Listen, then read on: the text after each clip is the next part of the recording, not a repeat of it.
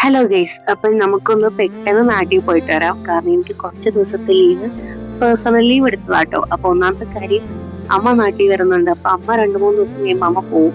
പിന്നെ ആ കൂടെ എനിക്ക് ലോണിന് അപ്ലൈ ചെയ്യണം. അപ്പൊ കഴിഞ്ഞ പ്രാവശ്യത്തെ ലീവിന് വന്നപ്പോൾ എനിക്ക് ഒന്നും ചെയ്യാൻ പറ്റിയില്ല. കാരണം പപ്പ ഹോസ്പിറ്റലിലാണെന്ന് ഞാൻ ഓൾറെഡി പറഞ്ഞായിരുന്നല്ലോ. അപ്പൊ അതുകൊണ്ട് എനിക്ക് ലോണിനൊന്നും അപ്ലൈ ചെയ്യാൻ പറ്റില്ല. അപ്പൊ അതിനൊക്കെ അപ്ലൈ ചെയ്യണം. അതാണ് മെയിൻ ആയിട്ടുള്ള റീസൺ. പിന്നെ അമ്മയും വന്നിട്ടുണ്ട്. അപ്പൊ അങ്ങനെ പെട്ടിയൊക്കെ പാക്ക് ചെയ്ത് ഞാൻ പോകുന്നതിന്റെ അന്ന് രാവിലെ പാക്ക് ചെയ്യുക കേട്ടോ.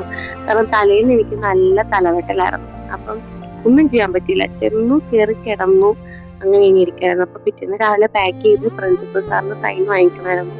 അപ്പം അന്ന് ഉച്ചയ്ക്കാട്ടോ ഞാൻ പോകുന്നത്. അപ്പം ഞാൻ ഡ്രസ്സൊക്കെ ഇട്ടിട്ട് സാറിനെ പോയി കണ്ടു. അത് കഴിഞ്ഞ് വാർഡൻ്റെ അടുത്ത് പെർമിഷൻ മേടിച്ച് സൈനൊക്കെ ഇട്ട് റെഡി ആവാനായിട്ട് റൂമിൽ ചെന്നു. അപ്പോഴേക്ക് തീർത്ത് തലമുടി ഇട്ടി തരും കേട്ടോ. കാരണം എനിക്ക് ഇങ്ങനെ കെട്ടാൻ ഭയങ്കര ഇഷ്ടം. റീസൺ എന്ന് പറഞ്ഞാൽ മുടി അഴിഞ്ഞും പോകത്തില്ല, അവിടെ അങ്ങ് ഇരുന്നോളും. അത് വെച്ചാൽ നമുക്ക് ട്രെയിനിൽ ഇരിക്കുമ്പോൾ എന്തായാലും മുടിയൊക്കെ അഴിഞ്ഞു പോകില്ല. അപ്പൊ 2 ദിവസം ട്രെയിനിൽ ഇരിക്കണ്ടേ. അപ്പൊ അതുകൊണ്ട് അവൾ എനിക്ക് തലമുടിയൊക്കെ വലിച്ചു മുറുക്കി കെട്ടി വെച്ചിട്ടുണ്ട്, അഴിഞ്ഞു പോകുമെന്ന് കണ്ടറിയാം.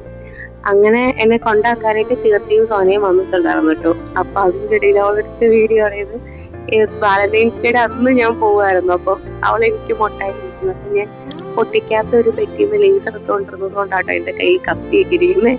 അങ്ങനെ അവരെനിക്ക് ടാങ്കൊക്കെ കളിക്കി തന്നു കേട്ടോ. കാരണം ഞാൻ ഫുഡ് അങ്ങനെ കഴിച്ചില്ലായിരുന്നു. എനിക്ക് 2 വായ തന്നതേ ഉണ്ടായിരുന്നുള്ളൂ. അപ്പൊ അതുകൊണ്ട് വിശക്കണ്ടല്ലോ എന്ന് ഓർത്ത് ജ്യൂസ് തന്നു. അതും എല്ലാവരും കൂടെ കൂടി കേറിയപ്പോഴേ അങ്ങ് തീർത്തു. കാരണം നല്ല ചൂടായിരുന്നു കേട്ടോ. ഉച്ച സമയത്ത് പോയതുകൊണ്ട് നല്ല ചൂടായിരുന്നു. അത് കഴിഞ്ഞ് ഞാനൊന്ന് ഉറങ്ങാനായിട്ട് പോയി കേട്ടോ. സിനിമ ഡൗൺലോഡ് ചെയ്യാനിട്ടിട്ടുണ്ടായിരുന്നു, എക്കോ. രാത്രി ബസ്സിൽ ഇരിക്കുമ്പോൾ കാണാൻ ഓർത്ത്.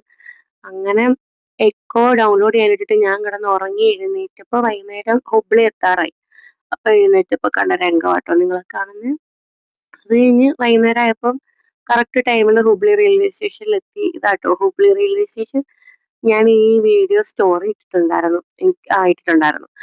അങ്ങനെ ഹുബ്ലി എത്തി. അത് കഴിഞ്ഞ് ഞങ്ങൾ കയറിയപ്പോൾ എസ്കലേറ്റർ വർക്ക് ആവുന്നില്ല.